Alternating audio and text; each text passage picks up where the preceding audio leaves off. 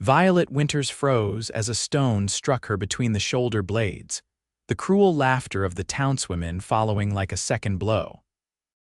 She didn't turn around, she never did, but clutched her basket of herbs tighter and quickened her pace along the dusty main street of Cottonwood Springs, Arizona Territory, 1885. "Useless girl," someone called out. "Can't cook, can't sew, can't even speak properly to decent folk." Violet kept her eyes on the wooden boardwalk ahead. 22 years old and already the town's favorite object of ridicule. Not her fault she preferred plants to people, silence to gossip, and pants under her skirts for riding astride. Not her fault she'd rather set a broken bone than host a tea party. "Your poor father," another voice added. "No wonder he drinks." That one stung worse than the rock. Violet bit her lip hard and pushed forward past the general store where Mrs. Henderson pointedly turned away, past the saloon where her father likely sat even now, drinking away what little they had left. She'd nearly reached the edge of town when the commotion started. A crowd gathered as a horse came thundering down the street, its rider slumped dangerously in the saddle, blood soaking through his shirt. The animal was wild-eyed, foam flecking its muzzle.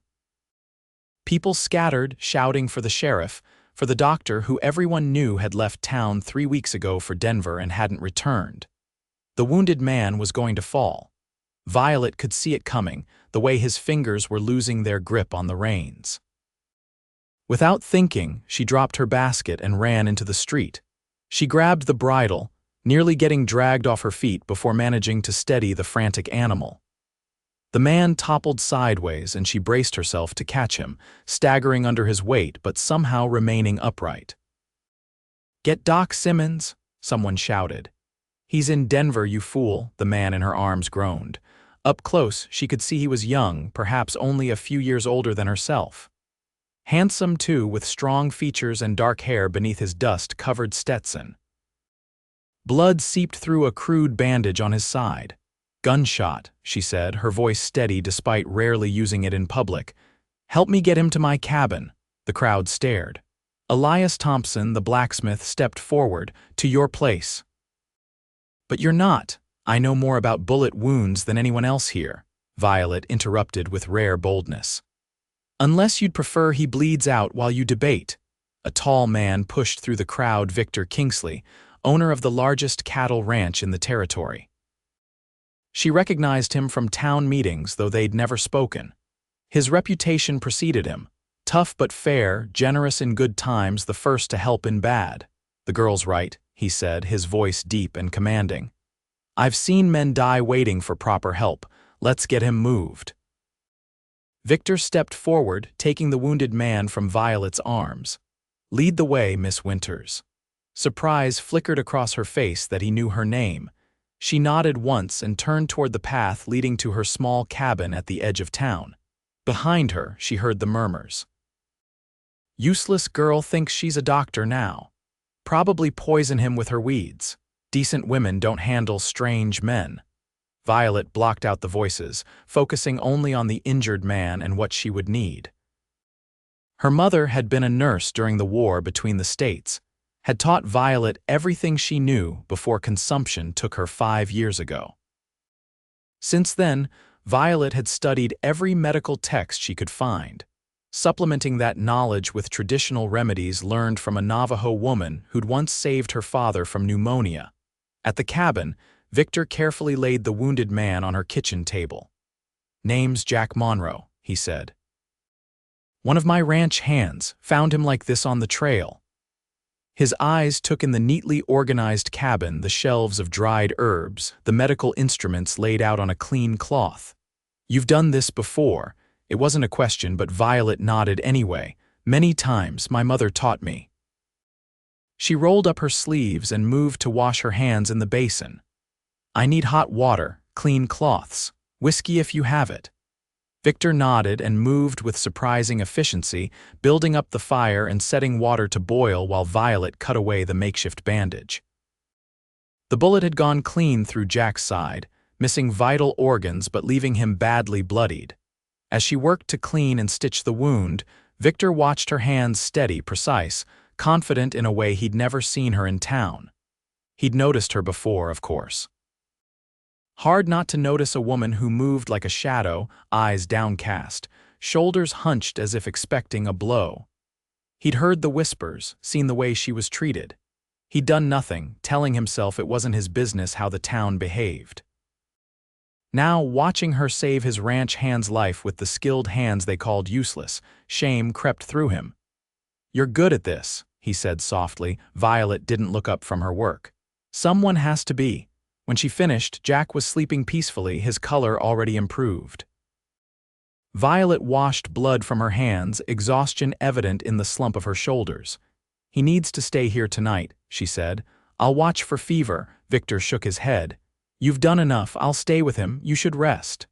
She looked startled by the offer, then suspicious. "Why would you do that?"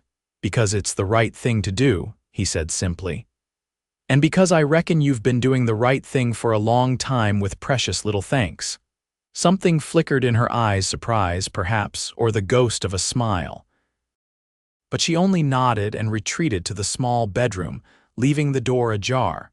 Victor settled into the wooden chair beside the table, thinking about the young woman in the next room. He'd first noticed her months ago, a solitary figure gathering plants on the edge of his property. He'd nearly confronted her for trespassing, but something in her focused expression had stopped him. Later, he'd heard talk in town how odd she was, how useless as a woman, how she preferred the company of weeds to proper society.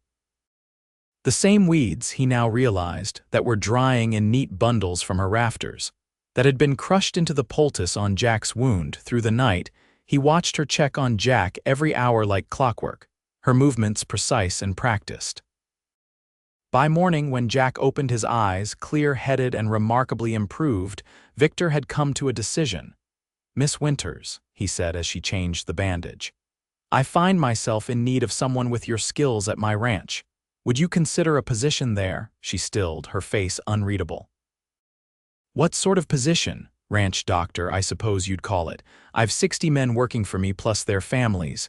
Nearest real doctor is in Prescott. We manage with what we know, but—" He gestured to Jack. "It's not always enough." Violet's hands resumed their work, but slower now, thoughtful. "The town wouldn't approve." "The town doesn't own my ranch," Victor said firmly. "Or you." She tied off the bandage and straightened. "My father can come too if he wishes. There's a small house near the main one, private. It was meant for the foreman, but he prefers staying with the men." She studied him with those searching eyes, and he had the uncomfortable feeling she was seeing right through him. "Why are you doing this, Mr. Kingsley?" "Victor," he corrected. "And I'm doing it because I need someone with your skills. I'm doing it because talent shouldn't be wasted. And I'm doing it because I've stood by too long watching this town treat you poorly." For the first time, he saw her smile, just a small one, cautious and uncertain, but it transformed her face. "I'll need to think about it," he nodded, understanding. "Take your time, the offer stands." 2 days later, Violet Winters and her reluctant father arrived at the Kingsley ranch with their meager belongings. The house was better than any place they'd lived, with real glass windows and a pump right in the kitchen. Her father grumbled but settled in quickly when he discovered the ranch hand's fondness for poker. Violet established her infirmary in a converted storage room, organizing her herbs and supplies with methodical care. Word spread quickly that the boss had brought in a lady doctor, and the men approached her warily at first. But after she set Pedro's broken arm without flinching, extracted a bullet from Wilson's thigh, and eased old Hank's arthritis with a special liniment, their wariness turned to respect. Victor watched her bloom like one of her desert plants after a rare rain. She stood straighter, spoke more readily, even smiled occasionally. He found himself creating reasons to visit the infirmary, a cut that needed checking, supplies to be delivered, questions about medicinal plants she might want cultivated in the kitchen garden. In turn, Violet found herself looking forward to his visits. He listened when she spoke, really listened, asking thoughtful questions about her work. No man had ever shown interest in her mind before. One evening, about a month after her arrival, she found him on the porch of the main house, staring out at the sunset painting the desert in shades of gold and crimson. "Jack's wound is healing cleanly," she reported, standing at a respectful distance. "He can return to light duties next week." Victor nodded. "Good news, join me." He gestured to the empty chair beside him. After a moment's hesitation, she did, smoothing her skirts beneath her. They sat in comfortable silence watching the sun sink below the horizon. "My wife loved this view," Victor said softly. "Said it was worth all the hardships of ranch life just to see God painting the sky each evening." Violet glanced at him, surprised. No one had mentioned a Mrs. Kingsley. "I didn't know you were married." He corrected. "Sarah died 4 years ago, childbirth fever, baby too." His voice was steady, but she could hear the old pain beneath the words. "I'm sorry," she said simply. He nodded. "Doctor tried everything, so did the midwife. In the end, it wasn't enough." He turned to look at her directly. "That's why I wanted you here, Violet, not just for the men. I've seen too many women and children lost because help was too far away." "I'm not a real doctor," she reminded him. "You're more doctor than anyone else for 50 miles, he countered. "And you care, that counts for a great deal." As summer turned to fall, Violet settled into ranch life. She started a small garden of medicinal herbs, began teaching basic first aid to interested ranch hands, and even delivered her first baby, a healthy boy born to the cook's wife, during a thunderstorm that made fetching help from town impossible. Victor was there through it all, offering encouragement, resources, and a steady presence that increasingly felt like friendship. Or perhaps something more, though Violet hardly dared consider it. The first time he asked her to ride with him to check fence lines, she'd been startled. But she'd agreed, donning her practical split skirt that scandalized the town but made perfect sense for a woman who needed to ride. He'd raised an eyebrow at her easy seat in the saddle astride, not side saddle, but said nothing beyond, "You ride well." Those rides became regular occurrences. Victor showed her every inch of his vast property, from the high pastures to the hidden springs. He spoke of his dreams for the ranch, his worries about drought and cattle prices, things he'd never shared with anyone else. In turn, she told him about her mother's teachings, her own experiments with local plants, her secret hope of someday studying formal medicine if women were ever permitted in medical schools. On a crisp October afternoon, they stopped by a spring-fed pool, dismounting to let the horses drink. Violet knelt to examine a plant growing at the water's edge, excitement lighting her features. "Echinacea purpurea, I haven't seen this growing wild here before." She gently touched the purple petals. "It's excellent for infections and building strength against illness." Victor watched her, captivated by the animation in her normally reserved face. "You love this, don't you? The plants, the healing," she nodded, suddenly self-conscious under his gaze. "It makes sense to me, more than people usually do." "You make sense to me," he said quietly. She looked up, startled, and found him watching her with an intensity that made her breath catch. Slowly, he reached out and tucked a strand of hair behind her ear, his fingers lingering against her cheek. "Violet," he began, then stopped as hoofbeats approached rapidly. They both turned to see Jack riding toward them, waving urgently. "Boss, Miss Winters. Trouble at the ranch, raiders hit the north pasture, 2 men hurt bad." The moment shattered. They mounted swiftly and galloped back, professional concern replacing whatever had been building between them. The injured men were in dire condition, one with a bullet lodged near his spine, the other with a deep knife wound to his abdomen. Violet worked through the night, Victor at her side passing instruments, holding lamps, offering steady hands when hers finally began to tremble with exhaustion. Dawn was breaking when she finished, both men stabilized but still critical. She slumped into a chair, her dress stained with blood, her face drawn with fatigue. "You should rest," Victor said, placing a cup of coffee in her hands. She shook her head. "I need to monitor them." "I'll wake you if anything changes," he promised. "You can't help them if you collapse." Too tired to argue, she retreated to the small room behind the infirmary where she sometimes slept when patients needed close watching. She didn't remember lying down, only the feeling of Victor's hand brushing her forehead as she drifted into exhausted sleep. Both men survived, though one would walk with a limp for the rest of his life. The ranch hands, already respectful of Violet's skills, now regarded her with something approaching reverence. No one called her useless anymore, not to her face, not behind her back. On the first cold day of November, a wagon arrived from town bearing supplies and the unwelcome presence of Abigail Henderson, daughter of the general store owner and self-appointed arbiter of propriety for Cottonwood Springs. Violet was checking supplies in the storehouse when Abigail cornered her. "So this is where you've been hiding," Abigail said, her smile sharp as a cactus spine. "Playing doctor for Mr. Kingsley and his men, how unconventional." Violet continued counting bandages.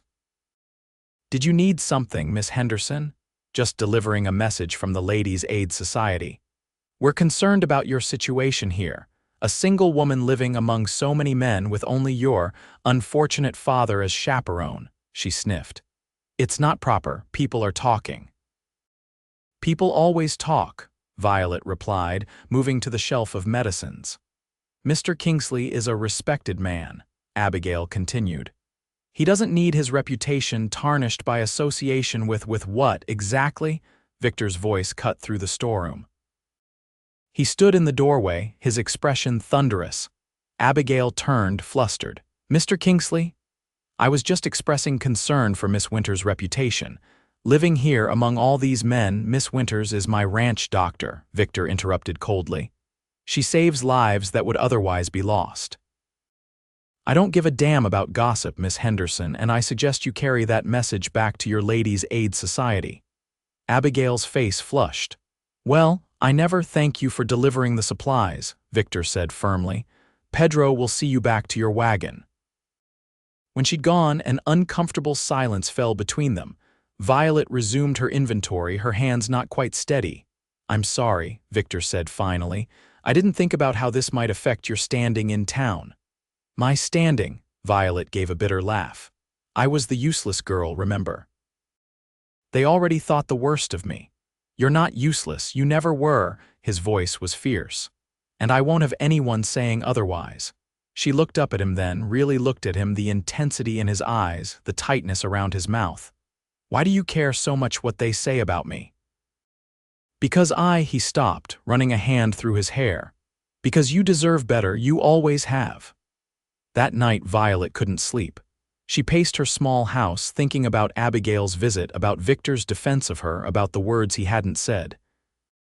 Outside, the wind picked up, whistling through the eaves, the beginning of the winter's first real storm.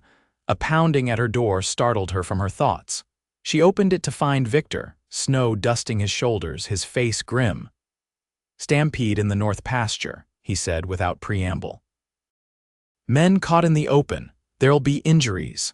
She nodded, already reaching for her medical bag. "I'll get my things." They rode through the worsening storm, the wind cutting through her layers like a knife. At the north pasture, chaos reigned. Panicked cattle had scattered in the storm, and several hands had been caught in the rush. 3 men lay injured on the ground while others worked to control the remaining animals. Violet dismounted and moved quickly to the first man, assessing his injuries: broken ribs, possibly a punctured lung from the way he was struggling to breathe. The second had a badly broken leg, bone protruding through skin. The third was unconscious, blood matting his hair where a hoof had caught him. She worked methodically, stabilizing them enough for transport, giving quick instructions to the men helping her. Victor stayed by her side, lending his strength when needed, following her directives without question. By the time they got the injured men back to the ranch, the storm had become a full blizzard. Wind howled around the buildings as they settled the men in the infirmary. Violet moved from patient to patient, changing bandages, administering pain remedies, monitoring the unconscious man for signs of waking. Hours passed.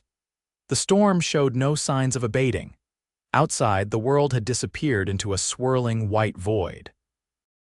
"You should rest," Victor said, bringing her a cup of hot coffee. "I'll watch them." She shook her head stubbornly. "Tom's not stable yet. His breathing is still too shallow." "At least sit," Victor insisted, pulling a chair beside Tom's bed. "You've been on your feet for hours." She relented, sinking into the chair with a sigh. Victor pulled up another beside her, their shoulders almost touching in the small space. "You're remarkable," he said softly, so the sleeping men wouldn't hear. "Do you know that?" She gave him a tired smile. "I'm just doing what needs doing."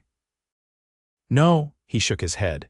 "It's more than that. You have a gift, Violet, not just for healing, but for seeing what others miss, for finding value where others see nothing worthwhile."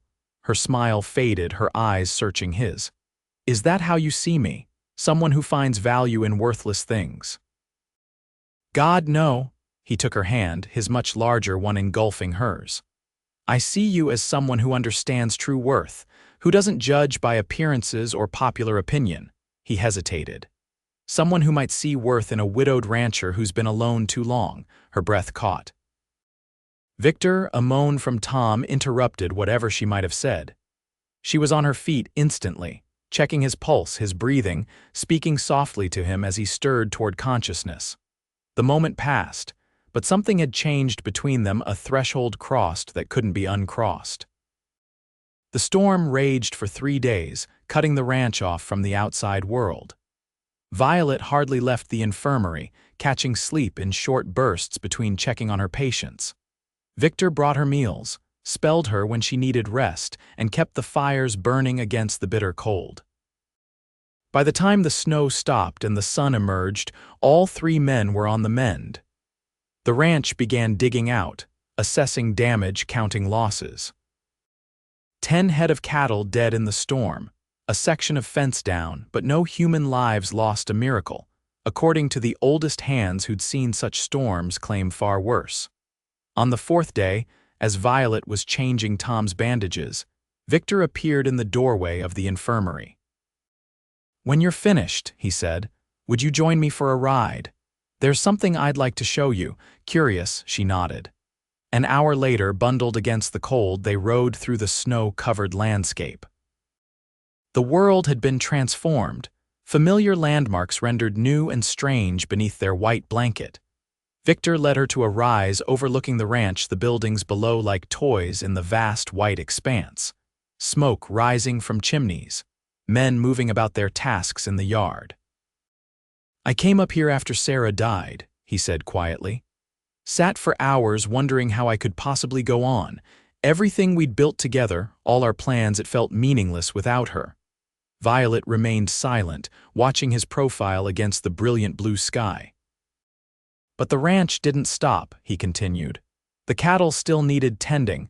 The men still looked to me for leadership. Life continued whether I wanted it to or not." He turned to face her. "I thought I was just going through the motions these past 4 years, existing, not living. And then you arrived." Her heart began to pound so loudly she was certain he must hear it. "You made me see things differently, Violet, made me care again about the ranch, about the future, about possibilities I thought were closed to me forever." He dismounted and came to her horse, reaching up to help her down. She slid into his arms, and he didn't release her when her feet touched the ground. "I know this is sudden," he said, his voice low and earnest, "maybe even foolish, but I've never been more certain of anything in my life." He took a deep breath. "I love you, Violet Winters, your strength, your compassion, your quiet determination. I love watching you with your plants and your patience. I love the way you see the world." She stared at him, speechless, the cold forgotten as heat rushed through her. "I'm asking you to marry me," he continued when she didn't speak. "Not because you need my protection or I need your skills, though God knows I value them, but because I want to build a life with you, because I believe we could be happy together." Tears filled her eyes, blurring the snow-bright world around them. "They'll say you married the useless girl," she whispered. "Let them," he said fiercely. "We'll know the truth, and in time so will they." She reached up, touching his face with wonder. "Yes," she said simply. "Yes, I'll marry you." His smile was like the sun breaking through clouds. He bent and kissed her tentatively at first, then with growing confidence as she responded, her arms sliding around his neck, her body pressing close to his. When they finally broke apart, breathless, he rested his forehead against hers. "I don't want to wait," he murmured. "Not a proper engagement, not months of planning, just us making promises before God and whoever cares to witness." She laughed, the sound bright in the winter air. "People will talk even more." "Let them," he repeated, kissing her again. "I've wasted too much time already." They were married that very day. Victor sent riders to town for the preacher and to spread the news. By afternoon, the ranch was buzzing with activity as hands cleared paths, prepared food, and decorated the main house with evergreen boughs and red berries Violet identified as safe for indoor use.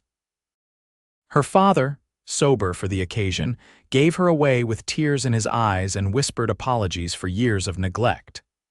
The ranch hands stood as witnesses, their rough faces solemn as they watched their boss marry the woman who had saved so many of them.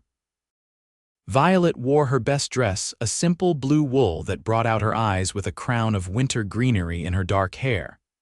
Victor couldn't take his eyes off her as she walked toward him, her steps steady and sure. When the preacher pronounced them husband and wife, Victor kissed her with such tenderness that several of the hardened cowboys turned away, suspiciously wiping their eyes. The celebration lasted well into the night, a feast, music from those who could play, dancing in the cleared main room of the house. Even some of the townspeople braved the snow to attend, curiosity overcoming disapproval. Abigail Henderson arrived with her parents, her face a study in conflicting emotions as she watched Violet dance with her new husband. Violet nodded politely when they passed, but felt no need to seek the woman's approval. That need had died somewhere between saving Jack's life and falling in love with Victor. Later, as guests departed and the house quieted, Victor led her to the master bedroom, a room that had stood unused since Sarah's death. He'd had it aired and cleaned, the heavy furniture polished, fresh linens on the bed. "Is this all right?" he asked, suddenly uncertain. "We could use another room if." She silenced him with a kiss. "It's perfect," she whispered against his lips. "A fresh start for both of us." In the quiet intimacy that followed, Violet discovered another kind of healing, the mending of a heart she hadn't realized was broken, the reclaiming of a self-worth that had been denied her for too long. Afterward, nestled in Victor's arms, she traced the line of his jaw with gentle fingers.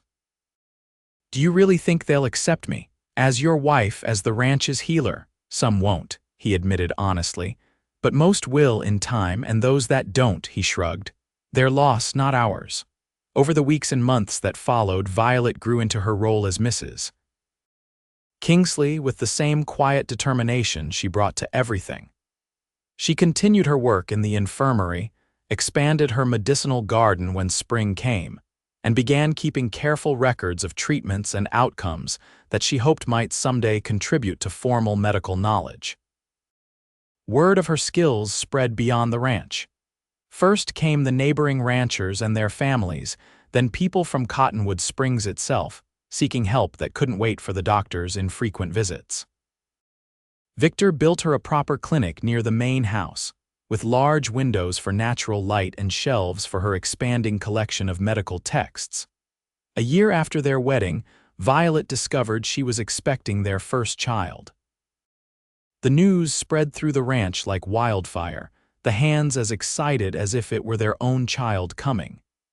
Victor walked around in a daze of happiness mixed with terror, having lost his first wife in childbirth. Violet understood his fear but refused to share it. "This will be different," she promised him.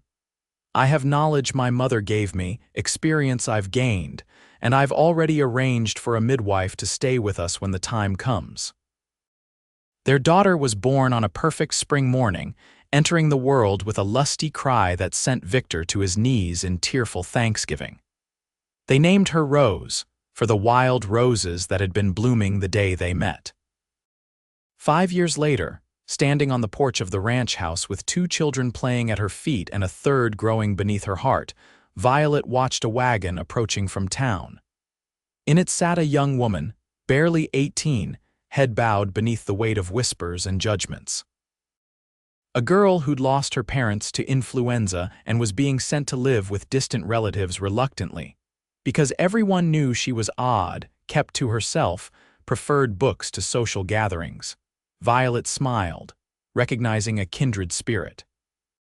She'd make sure this girl found her place at the ranch, would help her discover her own strength and worth. Because that was the true legacy of the woman once called useless, not just the lives she'd saved or the family she'd built, but the understanding that sometimes the greatest healing comes from being truly seen for who you are. And as Victor came to stand beside her, his arm strong around her waist, she leaned into him with a contented sigh. They had built something beautiful together, a home, a family, a place where value wasn't determined by conformity but by the unique gifts each person brought to the world. The useless girl and the cowboy who saw her strength. It was, Violet thought, a story worth telling.